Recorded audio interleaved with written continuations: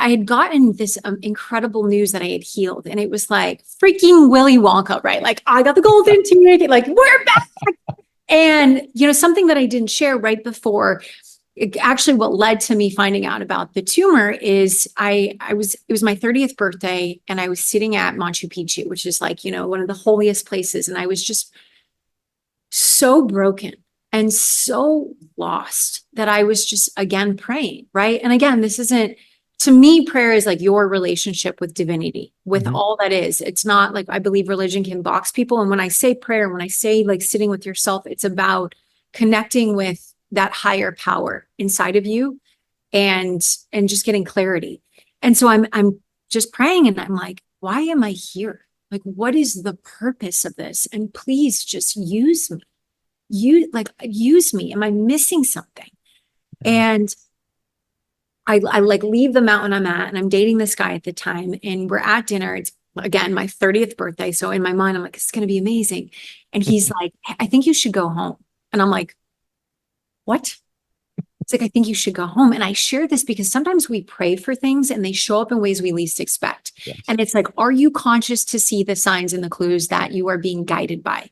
And I wasn't. I was so, again, back to identity. I didn't have a job. I didn't have money. I didn't have this purpose, but I had love. And so I was so attached to like, this person has to love me. This is all that I have.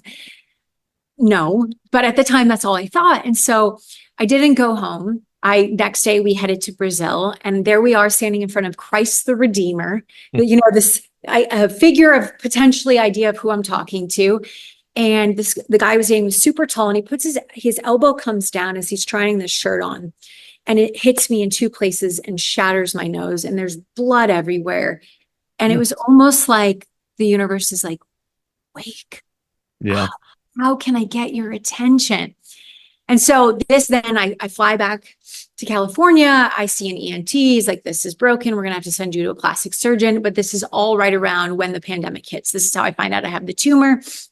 And so when I go back to get my diagnosis as everything's healed, the last doctor I had to see was the ENT, because this whole time I'm working for Sports Illustrated, my nose is broken. I mean, like sinking in, but I like knew the angle. They're like, Kate, like look straight. I'm like, I can't do that. Like my nose is broken. Like, it's okay though. When you're dying, you don't care. You're like, you're so grateful. You're just like, this is amazing. My life is back. Yeah. So I share that though, because I go in they're like, you have to get this fixed. So I wound up flying to New York to see a specialist there. And he was a trauma specialist. And I go in, I bring him my scans, I bring him the stuff from my ENT. Here's my insurance paperwork. And he's like, okay, super, super easy surgery, like 45 minutes. You'll be back on camera in 2 weeks. And I'm like, okay, like this is 2021. Like Tom Brady won the Super Bowl. I was there. I have all these amazing interviews I'm preparing for, but I'm like, kind of like, okay, let's get it done. I got work to do.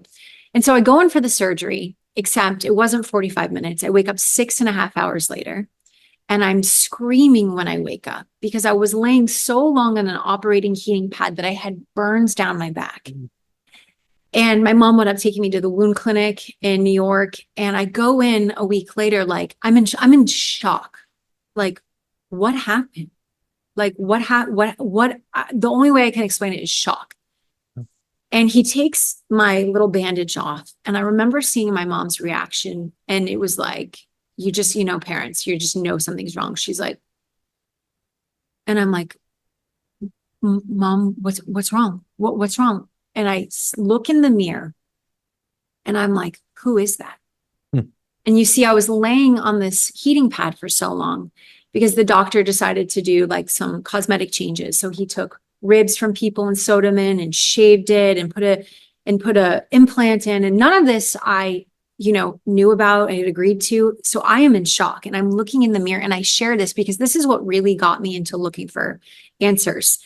I literally lost my mind, Casper. Like when I was really sick, like I had to learn that, okay, I'm not my job. Like I thought that was my identity. I'm not my job. Okay. I thought I was, New York and where I lived and that's not me. I thought I was a relationship, but the last thing that we think we are is this body.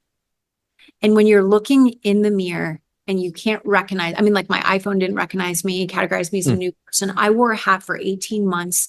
I was losing my mind. Like violation. I mean, just where did I go? Why did he do this? Like, I was crazy, crazy.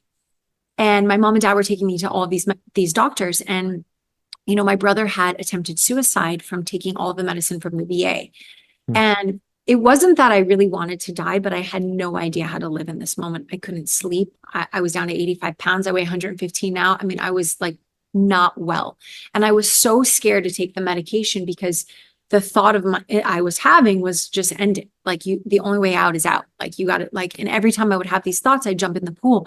And so one day I was looking, I didn't want to take the medicine. Again, I'm not saying anything for other people. It's just for me and my experiences, I was scared that might, you know, so a lot of times there's a warning on these medications that it can cause suicidal thoughts. And I was already there.